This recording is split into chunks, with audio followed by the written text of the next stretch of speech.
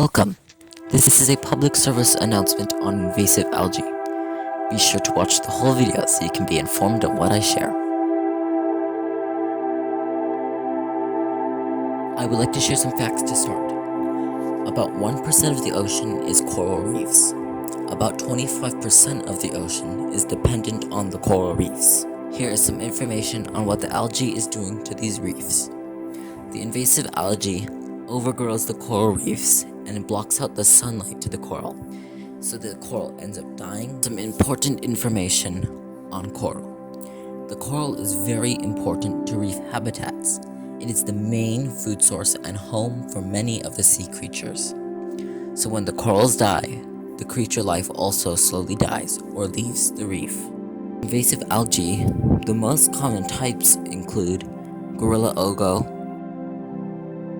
hookweed, leather mudweed, smothering seaweed. I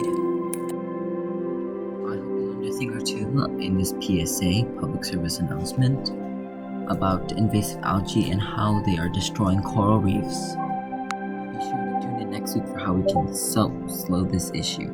We will look at what people and organizations are doing to help. Thanks for watching.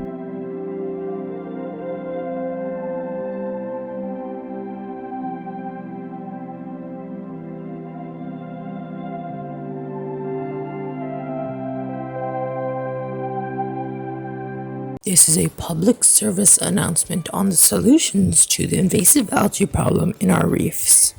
In the last PSA, the coral is very important to reef habitats. It is the main food source and home for many of the sea creatures. So when the corals die, the creature life also slowly dies or leaves the reef. Now, let's discuss the solutions to the invasive algae problem. Here is the solution that Malama Mauna Lua has come up with. This picture is a portion of Mauna Lua Bay. As you may be able to tell from the picture that's currently on the screen, this part of the bay is completely filled up with algae. So what have they come up to do with helping this issue?